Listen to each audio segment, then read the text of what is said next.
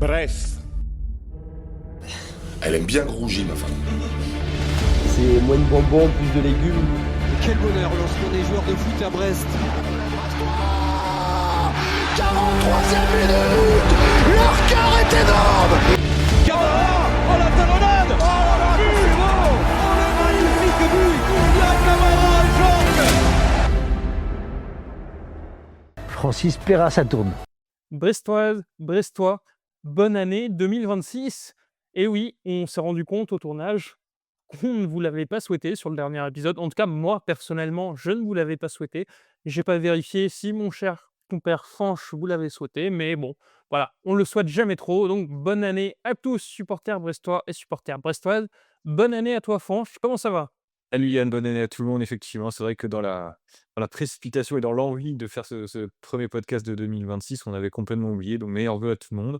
Bonne année à toi aussi. Bonne année à notre cher compère Quentin qui n'est pas là aujourd'hui. Bah, écoute, ça va, ça va. Très heureux de te rejoindre pour c'est quoi, 135e épisode, je pense, du podcast avec un sujet intéressant. Donc c'est cool. L'année repart bien. Tout à fait, l'année repart bien. Et avant de rentrer dans le cœur du sujet, peut-être un petit point d'actualité, 2-3 minutes.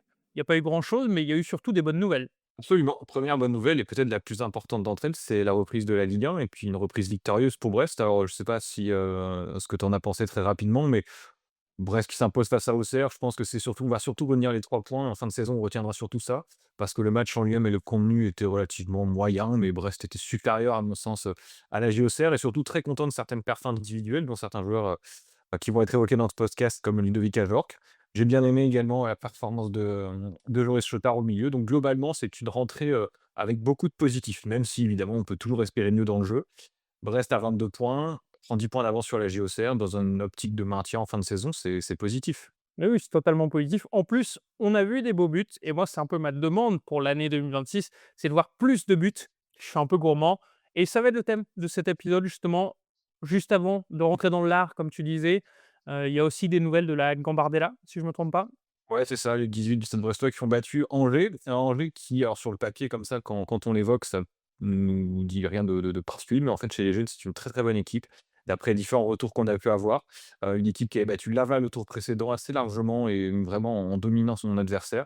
Et là, les Brestois, donc c'est un doublé de Lucas Reynaud, si je ne dis pas de bêtises, vous me corrigerez si jamais je me trompe. Donc, il se qualifie pour les 16e de finale de Gambardella, donc ça devient intéressant à voir ce que donne le tirage. J'ajoute dans les actualités également qu'il y avait les vœux du Stade Brestois cette semaine, donc mardi dernier, des vœux dans lesquels Denis Le Saint a insisté notamment sur la formation. C'est pour ça que je fais le lien avec la Gambardella, en disant qu'il était important pour un club comme le Stade Brestois de faire émerger des talents issus de son territoire et de les faire intégrer à l'équipe première, hein, quelque chose qui aujourd'hui est beaucoup trop rare à son goût et je pense au goût de beaucoup de gens qui nous écoutent également. Il a ajouté en disant il continuait pardon, en disant qu'il y aurait, quand même encore des recrues évidemment, mais que l'environnement financier du football français, était extrêmement précaire et que le Stade Brestois devait un petit peu faire évoluer son modèle et je pense que beaucoup de gens se demandent s'il a également parlé du stade. Il en a rapidement parlé en rappelant effectivement que, ce projet de nouveau stade était absolument crucial pour l'avenir du Stade Brestois. Il en a pas dit davantage, mais il savait que les différents candidats à la mairie de Brest étaient présents et le maire sortant notamment. Et donc, il a évidemment été, il a évidemment cette petite remarque. Sinon, non, sur les vœux, pas grand-chose de neuf, juste l'achat d'un terrain pour les jeunes. Et il a rappelé également que le Stade Brestois avait un partenariat avec une académie. Alors, je crois que j'ai pas tout bien entendu, mais il me semble que c'est Armor FC au Sénégal. Donc voilà, une volonté d'étendre un petit peu le réseau. Tout à fait. Dernier élément de ces vœux, si je ne me trompe pas, il y a eu un petit suspense sur le match événement des 75 ans. On attend aussi le maillot des 75 ans, mais ce n'est pas le sujet de ce jour. Le sujet de ce jour, je l'ai dit, c'est les buts. Les buts, les buts, les buts. Alors, honnêtement, voilà, du bruit, du bruit, du bruit. Voilà, les petits souvenirs, je ne sais pas pourquoi je pense au groupe Thierry Ligourou qui, à l'époque, nous offrait des buts. Voilà, aujourd'hui, c'est Brestonner. Nous y voici. On va parler du potentiel offensif du Stade Brestois, de l'animation offensive. Tout à fait. C'est vrai que quand les compos de Stade Brestois sortent 1 heure avant la rencontre, généralement, on est à peu près sûr de ce qu'on va trouver dans les lignes défensives et au milieu de terrain, même si au début de saison, c'est un petit peu tâtonné à ce niveau-là. La paire Magnetti-Chotard a l'air de s'être installée, même si Lucas Touzard a l'air de revenir assez bien. D'ailleurs, on n'en a pas parlé, mais Brest s'est imposé 5-0 contre Concarneau en amical. Il a marqué, je crois que c'est le seul à avoir joué 90 minutes. Donc voilà, mais c'est vrai que c'est devant qu'on a toujours ce doute. Alors en 2023-2024, on avait une équipe à 11 titulaires. Le seul doute, c'était le Doiron Pereira Lage. Cette année, c'est un peu différent. Est-ce qu'on va retrouver Mboup? Est-ce qu'on va retrouver la Moleskari? Est-ce qu'on va avoir Mama Baldé? C'est toujours un peu l'inconnu. Et Brest et Rigrois, peut-être, je sais pas s'il peine à trouver son animation offensive, mais en tout cas, il cherche. Il cherche encore. Ils cherchent, mais on ne va pas non plus sombrer dans un catastrophisme, hein. On regarde les chiffres. Brest, c'est 23 buts marqués. C'est la 10e attaque du championnat, ex aequo avec le PFC, avec le Paris FC, donc 10e, 11e comme vous voulez. Sur 17 matchs, Brest a marqué lors de 11 d'entre eux, ce qui est plutôt correct. D'ailleurs, je ne sais pas, Fanch, si tu saurais me donner les 6 À numéros Toulouse, on n'a pas marqués. marqué. On n'a pas marqué contre, alors voilà, à Marseille, on n'a pas marqué non plus. Je réfléchis 2 secondes. Contre Nantes, on a remarqué à domicile. J'essaie de me faire les clubs de la Ligue 1 dans la tête. Contre Rennes, on a marqué. Contre tac tac, non, je vais pas faire traîner en longueur contre le PSG. 3-0, ouais, le penalty. C'est ça, le P, Ouais, voilà, de mémoire comme ça. c'est ça, et contre Lyon. Oui, oui, putain, oui, ce match, je pense que j'ai Contre Lyon. volontairement retiré de ma mémoire tellement il était interminable. D'ailleurs, c'est le prochain. C'est la revanche, dimanche. Tout à fait, c'est la revanche dimanche. En parlant de Paris, tu as parlé d'un penalty manqué. Quand on regarde un peu les chiffres, il faut quand même être honnête et regarder. Certes, il y a 23 buts pour Brest, il y a 5 buts sur penalty, c'est plus que toute autre équipe en Ligue 1. Il y a un but contre son camp, si je me souviens bien, c'était Makengo, côté de Lorient, qui nous a offert un petit but totalement lunaire sur une occasion où nous n'avons pas fait grand-chose. Ça veut dire que, bah voilà, on fait le calcul, tu enlèves 6 buts sur les 23, Brest a finalement marqué 17 buts dans le jeu. C'est un but par match, c'est moyen. Et c'est moyen, peut-être même un peu décevant, surtout qu'on peut aussi retirer les buts sur corner et sur coup franc. Alors là, j'ai repris les stats d'un site qui s'appelle WhoScored, qui nous dit qu'on a donc marqué 4 buts entre les corners et les coups francs. Ça inclut, tu sais, les seconds ballons qui traînent, choses comme ça. Du coup, ça veut dire qu'in fine, on aurait seulement marqué 13 buts dans le jeu. C'est pas Ça m'a exceptionnel non stat plus. selon laquelle on a marqué que 2 buts en dehors de la surface. Je crois que c'est le but de Ah oui, mais quel but! le but de Chotard, mais peut-être 3 parce que le but de Chotard, il y en a 2, les 2 buts de Chotard doivent être en dehors de la surface. Une chose est certaine, c'est qu'on fera peut-être aussi un petit peu moins. On va s'interroger sur les raisons de cette, je sais pas si on peut parler d'inefficacité offensive, mais en tout cas de manque d'optimisation de nos occasions. Moi, je trouve qu'il y a des choses à revoir dans cette animation offensive. Pourtant, il y a du potentiel. Je sais pas ce que tu en penses, mais pourtant on a des joueurs qui sont différents, des profils variés, que ce soit un joueur qui a la Bolascari, un Mboup, un Baldé. C'est 4 joueurs qui sont finalement très différents dans leur qualité, mais ça marque assez peu en fait. Ludovic Ajor, que c'est simplement 2 buts, pour moi c'est insuffisant. Je pense qu'il devrait être aujourd'hui, alors et Eric Roy l'a dit, hein, il est extrêmement généreux dans son jeu, mais il devrait peut-être être un petit peu plus tueur. En termes de XG, tu as vu ce que ça donnait? Est-ce que Brest est dans les clous? Est-ce que Brest a raté des grosses occasions? Qu'est-ce que ça dit? J'ai une nouvelle fois regardé sur WhoScored, donc sur l'XG, moi j'ai un peu des réserves sur l'outil, mais c'est toujours bien de pouvoir se comparer aux autres équipes. Et là encore, bah, Brest est au milieu de tableau. C'est la 10e équipe dans le différentiel d'XG. Selon le site, Brest a donc marqué 22 buts, plus le CSC de Makengo qui n'est pas compté, et aurait dû en marquer 3 voire 4 de plus. C'est le ventre mou totalement, c'est la 10e équipe. En comparaison, Rennes est 2e, juste derrière le PSG, avec 2 buts de marquer de plus que prévu, 2 buts de marquer de plus que prévu, et les derniers, c'est Auxerre qui ont marqué 10 buts de moins que ce qu'ils ne devraient Rennes, faire statistiquement. Voilà, je ne reviendrai pas ici sur toutes les limites de l'exercice parce que ça dépend de la qualité des joueurs, ça dépend de plein de choses, mais au moins on peut se comparer et voir que Brest est Non, enfin, effectivement, moyenne, c'est sans au cause. regard du classement de Ligue 1, c'est totalement cohérent avec ce qu'on voit en étant au milieu de tableau. Pour les 2 buts de plus que prévu pour Rennes, peut-être que Kenny Lala il est pour quelque chose, je ne sais pas, mais en tout cas, il y a il y a participé. Peut-être, peut-être, peut-être. Après, sur les 3, je crois que c'est 3,66 qui manquent à Brest. Il faut aussi pondérer, Brest a raté 2 pénaltys cette saison. Et un penalty, ça doit être du 0,7 XG. Donc voilà, finalement, une fois qu'on pondère, on se rend compte que Brest marque quasiment sur toutes les occasions où on devrait marquer. La seule exception notable cette saison, ça a Contre été Nantes, il y a aussi un gros match du gardien, ça peut arriver. Ça peut arriver d'avoir un gardien qui te fait un peu, pas le match de samedi, parce que Lopez, il est un peu coutumier du fait de faire des gros matchs comme ça, où il se met vachement en valeur. Mais contre Nantes, c'est vrai que je pense que si on, à la fin de saison, on doit faire un peu le bilan général, et des matchs sur lesquels on a perdu des points, je pense forcément au match de Lorient en fin de match, mais ce match contre Nantes, là, où on a deux voire 3 grosses occasions du Ludovic Ajor qui ne sont pas concrétisées. Je pense pas que ça nous sera extrêmement préjudiciable en fin d'année, parce que je le vois assez mal jouer l'Europe, et Pour le maintien, je suis assez serein. Tu remarqueras que je suis moins pessimiste qu'au début du podcast. Mais ouais, c'est contre Nantes, c'était un peu frustrant cette inefficacité offensive.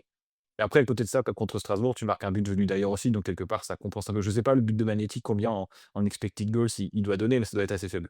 Oui, tout à fait. D'où la limite de l'exercice. Effectivement.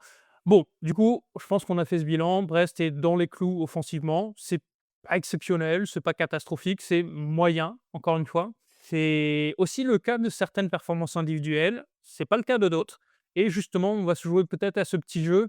La deuxième partie de saison va démarrer. On a potentiellement 5-6 joueurs qui sont éligibles à 4 places, a priori offensivement. Et donc, je te propose de les passer en revue et tout simplement de dire, selon toi, est-ce que c'est quelqu'un que tu mets titulaire Voilà. dans ton animation? Peut-être on Voilà. commence aussi par le système.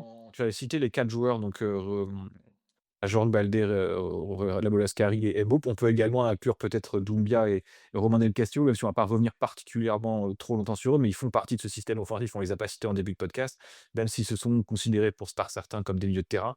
Ils ont quand même une vocation offensive très importante. D'ailleurs, Doumbia est meilleur buteur du club aujourd'hui avec 4 buts. Après Romain Par Del Castillo, qui est meilleur Ouais, buteur, pardon, grâce dans à le 5 jeu, dans le penaltys jeu. marqués. Mais voilà, dans le jeu, c'est tout à fait Doumbia.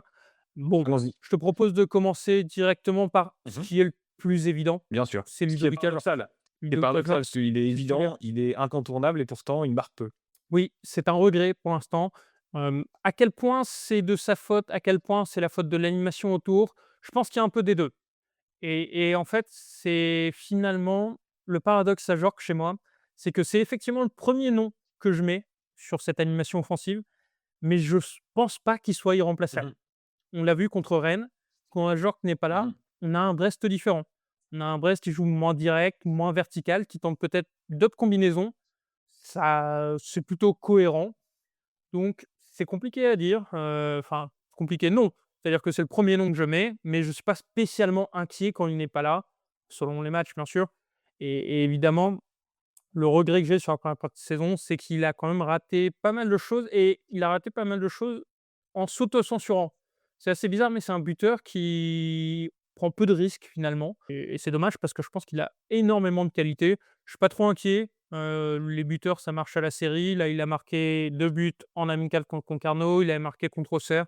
Je pense qu'il arrivera à 6-7 buts Ouais, en je fin de suis saison, d'accord et ça je sera très partage bien. ton avis sur le côté un petit peu frustrant sur le nombre de buts marqués, mais j'ai envie de penser que c'est que temporaire. Quand tu regardes un petit peu sa carrière, et là je reprends les statistiques depuis la saison 2017-2018 où il est encore à Clermont, sa dernière année à Clermont, où il marque 14 buts et ensuite il enchaîne une saison à 9 buts, 10 buts, 16 buts, 12 buts. Et il fait une saison à Mayence qui est pas très bonne, une demi-saison à Mayence où il marque 6 buts en 17 matchs, ce qui est quand même plutôt bien. Ça fait une saison à 12 buts sur l'ensemble. Il a cette saison à Mayence qui est très compliquée avec simplement 2 buts en 26 matchs, puis l'année dernière, il en marque 13 avec Brest, en 39 matchs.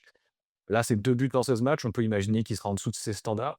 Pour autant, il est vraiment, à mon sens et même si je suis d'accord avec toi sur le match de Rennes, son absence, c'est pas qu'elle est pas préjudiciable, mais rien ne dit qu'on fait pas un très bon début de match non plus, avec lui et c'est qu'un petit échantillon qu'on a vu contre Rennes. Ça aurait été bien de voir peut-être sur d'autres matchs sans lui. On l'a vu à Avranches, sans lui, et ça a été extrêmement compliqué. Pour moi, il est vraiment crucial dans l'animation offensive. Parce que et c'est certains adversaires qui le disaient, notamment, Thomasson de Lens. Alors c'est un ami à lui, donc peut-être qu'il a aussi un avis un petit peu biaisé, mais il disait qu'à chaque fois qu'il jouait contre Brest, que dans les différentes équipes dans lesquelles il est passé avec des différents entraîneurs, les coachs adverses mettent toujours le point sur Ludovic Ajor comme le poison de l'équipe, qu'ils vont affronter. Pour moi, il est vraiment très, très important. Il est, très original dans son style de jeu. Peut-être qu'il joue trop, parce qu'il a une carcasse et physiquement, c'est quelqu'un qui donne beaucoup. Peut-être qu'il faudrait le remplacer plus tôt, avoir d'autres alternatives quand il n'est pas là, tu as raison. Mais pour moi, aujourd'hui, effectivement, je le mets titulaire et même s'il est un petit peu en deçà en termes de stats, je pense que Brest serait moins bien classé aujourd'hui sans Ludovic Ajorc. Peut-être, je reviendrai dessus en fin, mais j'ai aussi en souvenir un très grand Ludovic Ajorc à Strasbourg Diallo. dans un système à 2 pointes et je suis curieux de le voir Il y avait Gamero aussi, de avec temps en temps. Habib Diallo. Je pense qu'on a quelqu'un qui ouais, c'est ça. Je pense qu'on a quelqu'un qui irait bien à côté, j'en parlerai plus tard, mais je suis un peu curieux aussi de potentiellement le voir dans un autre registre que seul en pointe pivot, qui fait un gros travail d'ingrat, beaucoup de pressing, mais qui du coup marque peut-être moins, a moins de Ça situations de s'entend but. complètement, mais je pense qu'aujourd'hui, beaucoup d'équipes de Ligue 1 et ce qui fait la différence un peu aussi entre nous et les équipes qui sont, derrière, je pense, C'est, la qualité des joueurs estampillés Ligue 1 qu'on peut avoir dans l'effectif. Tu vois? Par exemple, Le Havre, ils ont beaucoup de jeunes devant. Il y a d'autres équipes qui sont un peu Metz et cetera, qui sont en difficulté. Avoir un Ludovic Ajorc, je pense qu'il y a beaucoup d'équipes qui aimeraient quand tu joues le maintien. Peut-être que pour espérer plus et aller plus haut, on a vu qu'il avait de toute façon aussi un certain plafond de verre. L'année dernière en Ligue des Champions, il fait des très bons matchs, mais il n'arrive pas à marquer. Ce côté un petit peu tueur devant le but qui le fuit depuis un moment. Après, il commence aussi à prendre de l'âge. C'est plus, le Ludovic Ajorc d'il y a 4-5 ans. Mais, ouais, pour moi indispensable. Indispensable, OK, moi, bon, premier non, mais pas forcément indispensable. Leader, par contre, c'est un vrai leader, ça on l'a dit. L'autre leader de cette équipe, c'est Romain Del Castillo. Là, je pense qu'il y a débat. Quelqu'un qui est très critiqué, qui est critiquable. Moi, Est-ce que toi, tu le mets au titulaire? oui, j'aurais tendance à dire oui parce que, même si effectivement cette saison, il est un peu plus frustrant et que c'est pas le Del Castillo qu'on a pu voir, mais en fait, je pense qu'il faut pas qu'on compare à chaque fois ce qu'on au meilleur de ce qu'on a pu voir de ces joueurs-là sur la saison 2023-2024, par exemple, où il fait énormément de passes décisives, où il met 8 buts. Mais, pour moi, il apporte cette touche technique qu'il est le seul, avec peut-être Cameron Doumbia, à pouvoir apporter à l'équipe parce que les autres dont on va parler tout à l'heure n'ont pas. Peut-être dans une moindre mesure à la Molascari, mais c'est une technique un petit peu différente. Non pas cette touche, cette patte-là et même si pourtant et on voilà, je pense qu'il est décrié aussi pour ses pénaltys manqués cette année et on retient beaucoup ça parce qu'il en a mis un, 3 mètres au-dessus et contre Metz, il le rate et en coupe de France, il le rate. Donc finalement, c'est 3 pénaux loupés pour lui cette année. J'ai pas envie de réduire Del Castillo à ses pénaltys manqués. En termes de stats, il est là, il est passeur, c'est sa 5e saison à Brest. Dans les 4 dernières, il est à 6 buts, 8 buts, 6 buts et déjà 6 buts cette année, en 16 matchs seulement, donc il a déjà ses statistiques de l'année dernière. Pour moi, il fait pas une excellente saison parce qu'il y a beaucoup de déchets dans son jeu, mais je le trouve dans l'esprit, je trouve qu'il est là, je trouve qu'il défend, je trouve qu'il se bat, je trouve qu'il est dans le collectif et peut-être que justement son manque d'efficacité offensive vient de sa participation, au reste du jeu. Je sais pas ce que toi t'en penses? On n'en a pas parlé avant, mais pour moi, pareil, on en parlera tout à l'heure quand on aura nos systèmes, mais Del Castillo, moi, je le mets aussi, dans mon 11, quoi. Ouais, moi aussi, je le mets dans mon 11 parce que c'est aussi, je pense, avec Ajorc, le seul joueur offensif qui a une vraie vision du jeu, une vraie maîtrise du rythme, du tempo. C'est très précieux.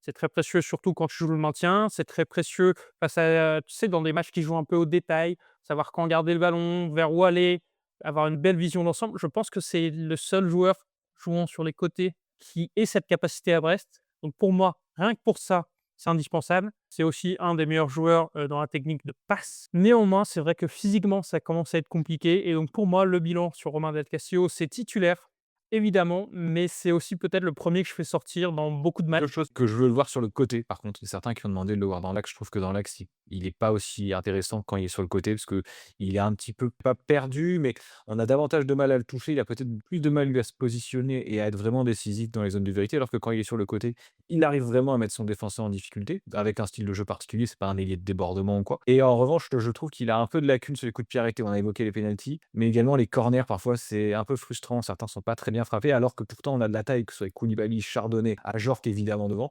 Peut-être qu'on devrait travailler les coups de pied arrêtés de manière différente. Mais après, quand c'est Doumbia qui les tire, c'est pas nécessairement mieux, donc bon. Mais contre Auxerre, c'était Chotard qui les a tirés. Ouais, C'était moyen au début, un peu mieux à la fin. C'était plutôt pas mal, Chota.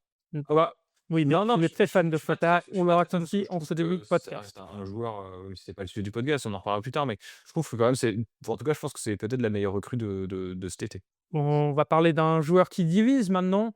On l'a déjà cité plusieurs fois. C'est Kamori Doumbia. Titulaire, pas titulaire. Je pense que pour le coup, on va être plutôt aligné, mais pas avec la majorité des Si supporters. on avait fait ce podcast il y a peut-être 6 mois, 1 an, je pense que je l'aurais pas mis titulaire parce qu'il m'agaçait, beaucoup, notamment dans cette perte de balle, capable de faire de bonnes choses, mais d'être extrêmement frustrant.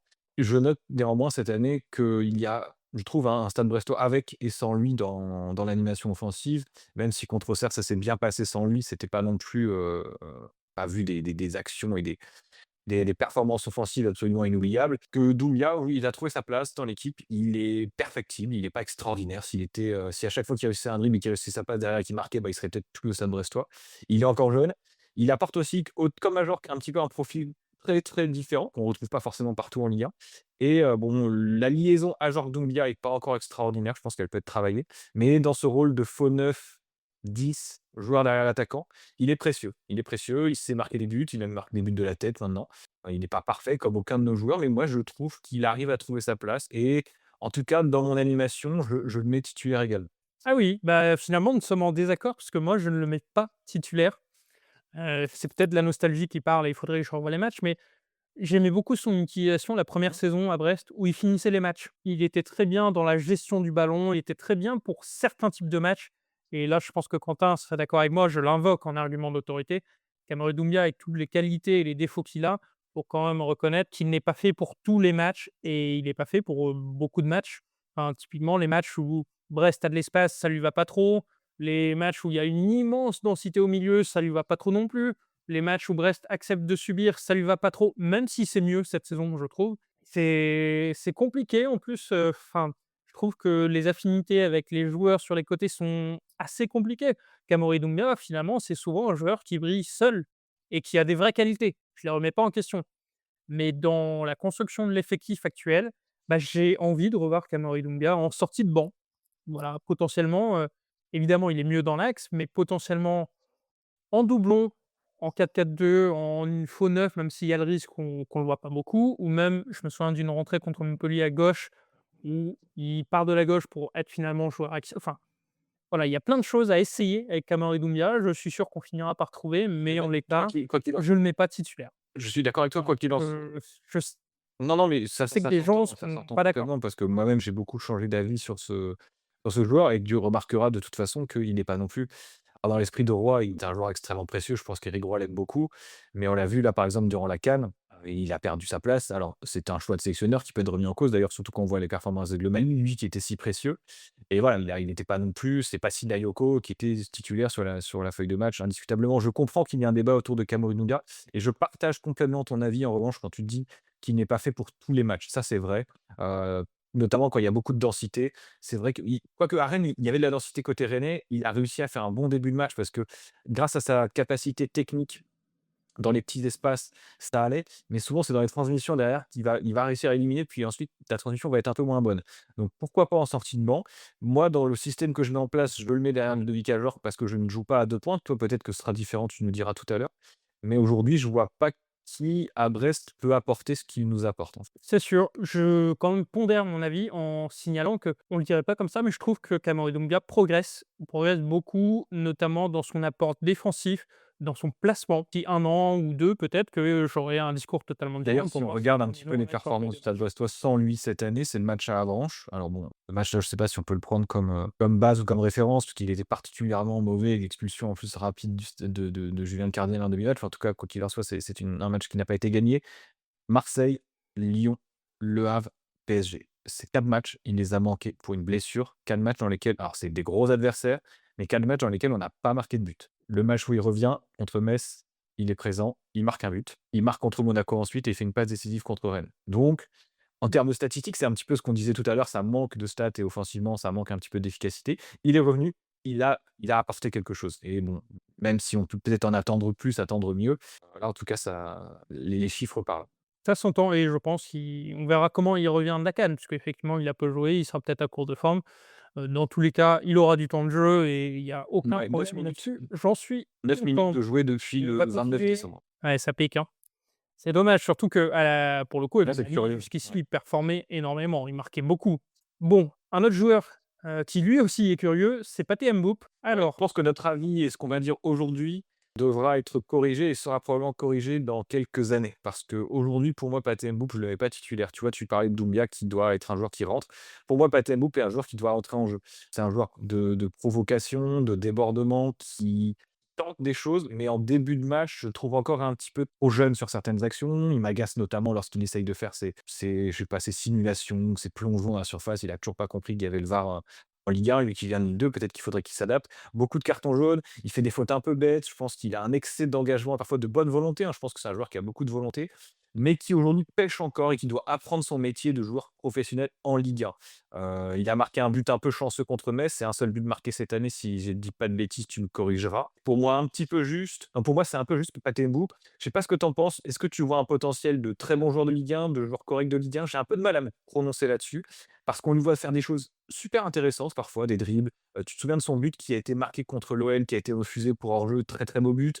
Il me semble qu'il fait une très belle passe contre Nice, également une très belle transversale pour Del Castillo avant le 1er but ou le deuxième but qui est magnifique et à côté de ça, il peut passer complètement à côté de ses matchs. Donc inconstance, manque de réalisme et d'efficacité offensive, mais de la bonne volonté. Pour moi, c'est un joueur qui doit encore apprendre en rentrant en cours de match et sur lesquels on pourra compter probablement plus l'année prochaine. Mais c'est, je trouve, un joueur qui progresse. Honnêtement, tu regardes son dernier match où, pas de chance, il rentre puis il ressort pour choix tactique, mais il fait de mieux en mieux, c'est de plus en plus cohérent et sans effacer ses qualités. Moi, je sais que ça va être discuté, enfin que les gens ne sont pas forcément d'accord, mais Pathé Mboup, je le mets titulaire. Je le mets titulaire aujourd'hui parce qu'il y a une très grosse volonté, il y a une très grosse implication dans tous les aspects. C'est un joueur qui attaque, c'est un joueur qui défend, c'est un joueur qui essaie de participer à la construction, c'est un joueur qui participe au pressing, qui a l'air d'écouter, qui peut-être part de loin, effectivement, parce qu'il a beaucoup de défauts, mais la mentalité, elle est bonne. Je trouve que c'est un joueur qui progresse vite et très vite. Tu parlais de ces simulations, bah on les voit de moins en moins et je pense qu'on ne les verra plus d'ici la fin de saison. En plus, c'est un profil qui est pas unique parce qu'on en a un autre dans l'équipe, mais c'est un profil dont on a besoin sur ce côté. C'est un profil très vertical, c'est un profil qui apporte de la percussion, qui a des qualités de percussion balle au pied, qui peut aller très vite, qui peut te mettre de la profondeur, qui aussi, parce qu'il a un côté totalement imprévisible, peut mettre la folie dans le stade. C'est ce genre de joueur qui peut te faire lever de ton siège et j'aime beaucoup ces joueurs-là. Aussi, un élément à prendre en compte qui est peut-être le déterminant qui fait que pour moi, il doit être titulaire, c'est que Pathé Mboup, bah, il a vocation à rester à Brest. C'est pas forcément le cas de ses autres concurrents sur le côté. C'est un joueur qui progresse, qui va encore progresser, qui progresse vite, qui a la bonne volonté, qui sera toujours là à Brest la saison prochaine. Pour moi, c'est indiscutable. Il faut le faire jouer, même si c'est pas toujours le meilleur à l'instant T. Surtout dans le cadre où on est aujourd'hui. Enfin, on est au milieu de tableau. A priori, il n'y a pas trop de danger pour le maintien. J'espère ne pas nous jinxer et on verra. Je te rejoins, Oh, c'est c'est qui- effectivement sur le côté joueur qui appartient à Brest. C'est assez rare, on l'a signalé, on l'a un peu regretté d'ailleurs quand le Stade Brestois mène son mercato, c'est que c'est souvent des prêts. Je pense que tu as raison quand tu dis qu'il faut aussi travailler sur les joueurs qui nous appartiennent. Mais quand je dis que je veux le voir rentrer en jeu, c'est aussi pour sa progression, c'est pour pas le cramer trop vite. Parce que si tu le fais jouer tous les matchs titulaires, alors je sais pas ce que tu demandes, hein, mais si tu le fais jouer énormément et que tu vois nos joueurs, peut-être, ça c'est contre-productif pour lui. Parfois, ils ont peut-être besoin d'un peu moins de temps de jeu pour être vraiment à fond sur 30 minutes plutôt que se mettre une pression démesurée en étant titulaire. On va peut-être avoir un avis sur lui qui sera un petit peu négatif en fin de saison, alors qu'il faudrait lui laisser ce temps-là. Je pense que Brest compte sur Pathé Mboup, les supporters voient chez lui des qualités et je ne serais absolument pas définitif dans un sens ou dans un autre sur lui aujourd'hui. Je suis d'accord avec toi sur l'idée de progression, je trouve que c'est mieux. Il est plus constant dans ses matchs. Le match contre Auxerre, il rentre puis il ressort, mais sa performance, même s'il n'y a pas de stats, elle est pas mal. Quentin, qui était au stade, nous disait qu'il avait trouvé que c'était satisfaisant dans l'attitude, qu'il avait vraiment beaucoup aimé sa performance. Donc, joueur à encourager, bien entendu, puis, après à lui aussi de faire les efforts nécessaires pour passer ce cap qui aujourd'hui est encore important, je pense, entre le bon joueur de Ligue 2 qu'il était et le bon joueur de Ligue 1 qu'il peut devenir. Mais je pense qu'il a la dalle et ça se voit en fait. Et c'est pour ça que j'ai pas vraiment de peur de l'enlever au casse-pipe. Je pense pas que ce soit le genre de joueur qui va Non, baisser la tête tu as parce raison. qu'il a fait un mauvais match. Et c'est très plaisant à voir. C'est très très plaisant. Pour ça que moi j'ai pas peur de. Voilà, il aura des mauvais matchs. Il en a eu, il en aura d'autres. Il y a pas de souci. L'essentiel c'est de progresser sur un an. Et je pense que d'ici un an et demi, ce sera un bon joueur de Ligue 1. Je suis pas certain qu'il puisse être beaucoup ATM, plus. je le rappelle, c'est 22 C'est ans. déjà ça. C'est jeune joueur encore, donc laissons-lui le temps. Ça peut être un joueur qui peut, sur l'année prochaine, je sais pas, te marquer 6, 7 buts et puis attirer des clubs. Tu vois, moi, je vois bien clairement soit partir dans un club anglais de fin de tableau en première ligue, après s'il est très bon, ou alors dans un club de Ligue 1 un petit peu supérieur. Oui, et puis sortons un peu l'exemple Kylian Mbappé, hein. 22 ans, c'est très jeune. Ce genre de joueur, ça peut arriver à maturité à 26, 27 ans. Il découvre tout juste la Ligue 1. Prenons le temps et prenons le temps, 22 donnons-lui ans, la c'est chance également sur ce l'âge de temps, on Camara va jamais Lucas l'enterrer. et de Rémi Voilà. Labo-Ascari. Donc on a quand même 3 jeunes Mmh. joueurs, hein, qui quand tu joues le maintien, c'est pour ça que Del Castillo est un joueur qui me semble important aussi dans l'animation offensive par leur expérience. C'est des joueurs qui ont vécu énormément de choses et qui sont là pour encadrer ces jeunes et ça leur fait, à mon avis, beaucoup de bien. Tu as cité Rémi Labo-Lascari.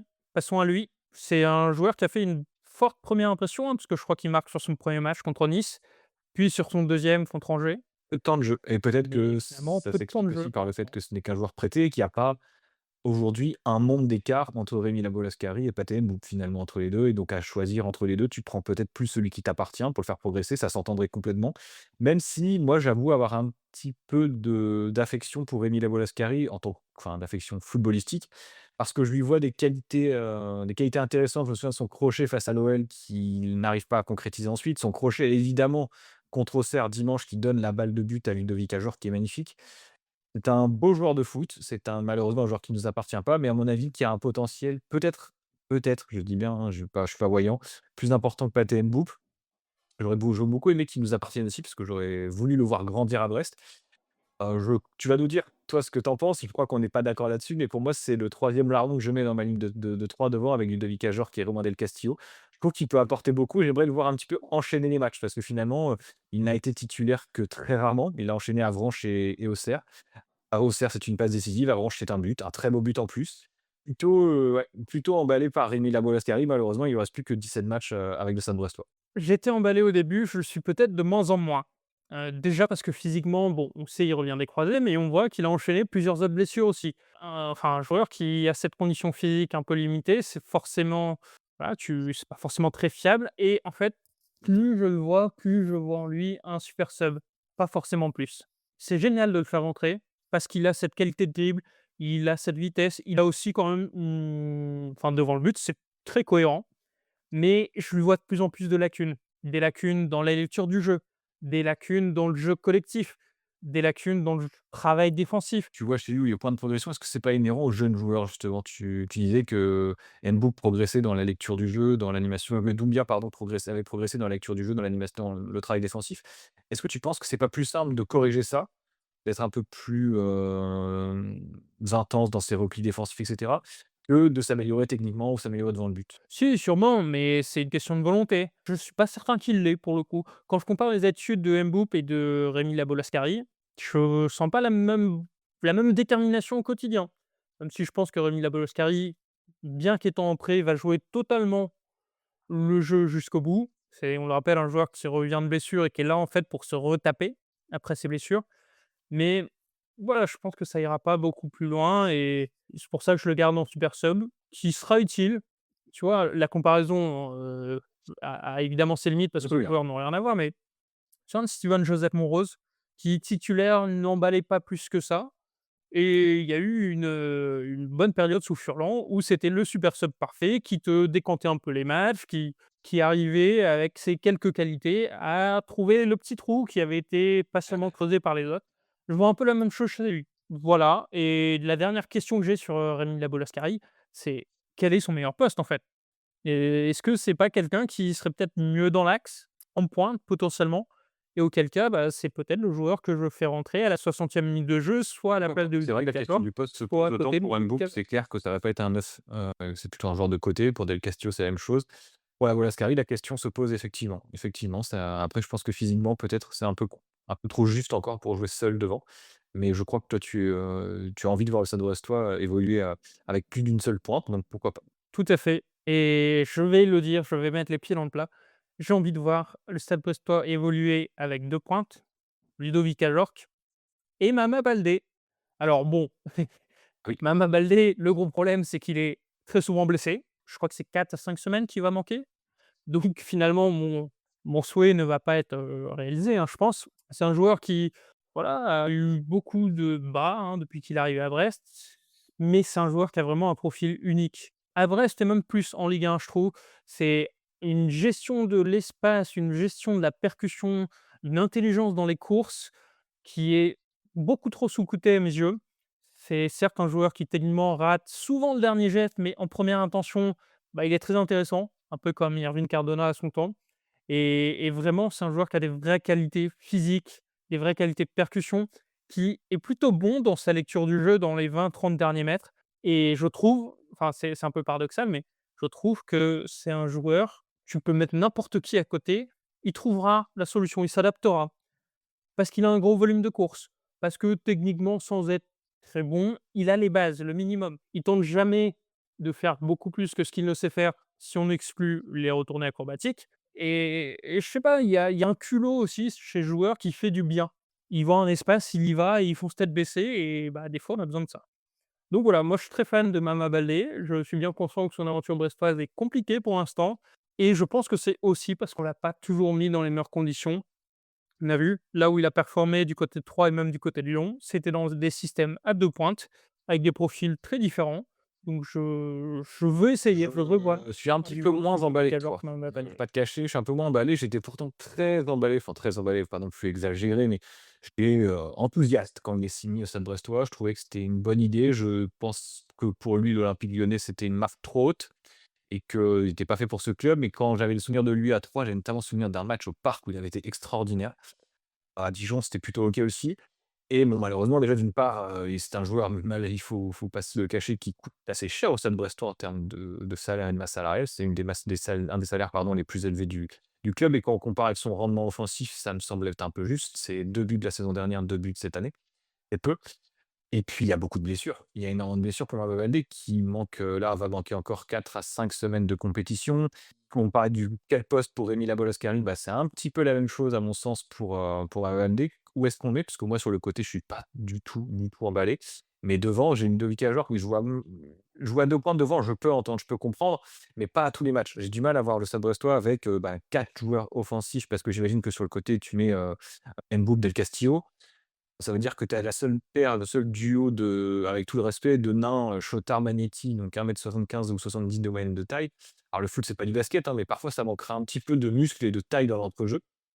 D'ailleurs, il y avait la rumeur, c'est Amir Richardson, c'est ça, Yann, qui lui fait 1,80 m, plus de 90 pour jouer au milieu de terrain. Je comprends ton idée, mais peut-être d'ailleurs, on l'a vu à Rennes, Baba Baldé, il marque, c'est à Rennes qu'il se blesse, hein, il marque avant de se blesser. Mais à 2 devant, je pense pas dans tous les matchs, et il est trop irrégulier à mon sens. Il y a beaucoup de trop d'irrégularités qui l'empêchent pour moi d'être un joueur fiable sur lequel tu peux compter, sur lequel tu peux construire en disant: «Bah, voilà, c'est une deuxième partie de saison, on sait qu'on va construire avec Magneti Chotard, on sait qu'on va construire avec, peut-être Dindo derrière». Devant, j'ai du mal à me dire: «Bah, tiens, on va construire avec, Baba Baldé», tellement il représente des incertitudes. Ouais, mais il y a un côté facteur X que j'aime beaucoup et il a quand même prouvé, tu vois, tu parlais de son passage à Lyon, bah, la deuxième, tu vois, il faudrait écouter l'épisode de présentation qu'on avait fait avec des Lyonnais. Ils étaient un peu dégoûtés de le voir partir parce que la deuxième partie de saison qu'il fait à Lyon, dans ce système à 2 pointes, c'était du très bon niveau et avec une certaine régularité, avec un véritable abattage sur le terrain. Voilà, moi je défendrai Mama Baldé jusqu'au bout s'il arrête de se blesser. Ce qui est quand même, voilà, la grosse limite de l'exercice. Là, on parle évidemment de meilleure animation offensive théorique. Ça dépend comment, bah, qui est blessé, qui ne l'est pas, aussi comment ils s'entendent dans la vraie vie parce que ça joue. Voilà, je sais que c'est très théorique, c'est très limité et ça dépend aussi de la tu l'as dit, de l'équilibre général. Peut-être qu'Éric Roy a pas envie de passer à 2 pointes parce qu'il En tout cas, ce qui est intéressant, c'est que le Stade Brestois a plusieurs cordes à son arc. C'est qu'on peut faire les choses différemment. On n'est pas nécessairement obligé de jouer avec le seul Ajorc devant, ce qu'on était un petit peu obligé de faire avec Mounier avant. On avait Steve Mounier et puis on savait qu'on allait assez peu déroger de ce système. Là, on a différentes cartes, hein, on peut faire différentes choses. Donc, c'est intéressant. Moi, je préfère avoir Mama Baldé en super sub. tu as raison de souligner la polyvalence et aussi, bah, en fait, la qualité. Parce que sur tous les joueurs qu'on a cités, il y en a aucun qui n'a pas de qualité, il y en a aucun qu'on n'aime pas voir sur le terrain, enfin, qu'on n'a pas envie de voir sur le terrain, a priori, enfin, je parle pour moi. C'est un luxe que finalement, pas tant que ça d'équipes de Ligue 1 jouant le maintien peuvent se permettre. C'est quand même très positif et voilà, ça permet aussi c'est pas statique, hein. On peut démarrer un match à 2 en pointe, puis selon l'adversaire basculer à un système à 3 ou l'inverse. Encore plus maintenant dans un Bien, c'est championnat. pesant, il y a du matériel, pour Tu le sais coup, que il tu faut vas le avoir reconnaître. 5 changements, et je crois que c'est le RC Lens qui met maintenant sur ses compositions d'équipe, qui met plus remplaçants mais finisseurs. Parce que Mmh. forcément, quand tu as un effectif qui est garni, le Stade Brestois n'a pas un effectif garni, mais n'a pas non plus un effectif qui est pauvre. Pour jouer le maintien, c'est assez satisfaisant. Là, tu vois, Baba Baldé est absent, 4 à 6 semaines. On se dit pas: «Mince, comment est-ce qu'on va faire pour marquer un but?» On a encore du réservoir. Ce que j'aurais aimé, moi, c'est qu'il y a un jeune qui pointe le bout de son nez et qui puisse rentrer dans la rotation. Ce n'est pas le cas pour le moment. Peut-être qu'à terme, ce sera une solution aussi d'avoir des jeunes qui viennent. Pour l'instant, il y en a pas. Donc on fait avec ces joueurs-là, mais les 6 joueurs qu'on a cités, pour moi, ce sont 6 joueurs, tu l'as dit, qui ont des qualités, qui sont des joueurs, référencés ou qui pourront devenir référencés en Ligue 1. Je Donc propose si de on voir conclut, 4-2-3-1 les 4 joueurs avec, offensifs, ton Thiago recommandation, Motta, c'est? Ludovic Ajorc en 9 et sur les côtés, Rémi Laboscarin et Romain Del Castillo. Alors, je suis évidemment pas fermé à ce que Pathé Ndouf alterne, hein, avec Rémi Labolascari, mais je jouerais plutôt dans ce système-là. Très bien. De mon côté, c'est donc Pathé Mboup et Romain Del Castillo. Ludovic Ajorc et Mama Baldé en pointe dans un monde idéal où Mama Baldé n'est pas tout le temps blessé. En l'absence de Baldé, je fais le choix d'ajouter Kamori Doumbia et de basculer en fait sur le même système que toi. Sinon, on n'a pas évoqué un autre Enfin, système qui Rémi pourrait aussi Labolascari. renforcer ton milieu de terrain, et puis avec, Lucas Touzard qui revient, ou qui arrive en forme, le mettre 3 avec Touzard, certainement Chotard, Magnetti, puis ensuite Ajorc, Del Castillo et Mboup ou Labolascari. Mais est-ce qu'il n'y aurait pas là un gap un peu important entre le milieu de terrain et l'attaque, puisqu'on a plus joueurs comme Mady Camara, la légende, bien sûr, qui se projetait beaucoup. Voir ce que va faire Ibra, parce que j'ai l'impression qu'il aime beaucoup Lucas Touzard. Donc je serais pas surpris de le voir avoir plus de temps de jeu sur la deuxième partie de saison. Je trouve que Mmh. ce système-là manquerait cruellement de créativité. Je suis d'accord. Et enfin, ouais, même de projection. Donc qui sait? On sait que Brest cherche un milieu offensif créatif, justement. Ça parlait d'Amir Richardson. Et je pense qu'on fera la saison avec ces éléments offensifs, même si Brest disait chercher un créatif, ou alors ce sera en fin de mercato probablement. Bon, on conclut avec un pronostic, un souhait. Brest a marqué 23 buts On sur avait la dit phase qu'il va d'aller. progresser offensivement. Quel est ton J'espère que ce sera pronostic mieux, souhait tout pour la simplement. phase retour? J'espère de voir un petit peu plus de buts dans le jeu, et pas moins dans les coups de pied arrêtés. Ça me va très bien de marquer sur les coups de pied arrêtés aussi. 23 buts, je dis allez, on en marque 28 sur la phase retour. Ah oh! Il m'a volé mon chiffre, c'est terrible. Je voulais 28 aussi. Ouais. C'est parfait. Et j'aimerais bien qu'on ait Pas de 3 chiffre, joueurs qui dépassent les 5 buts marqués. Et ben voilà. Merci beaucoup, Fanch. À bientôt. Et en commentaire, n'hésitez évidemment pas à nous dire quelle est votre animation préférée, quelle est votre appréciation de ces différents joueurs. Voilà, c'est le débat qui fait vivre le Stade Brestois. On a la chance d'avoir ces débats-là parce qu'on n'a pas de joueurs totalement lunaires. On pense à toi, Melvin Platier. Bon match à tous à Lyon et puis à très bientôt. Allez, Kenavo. Allez, Brest.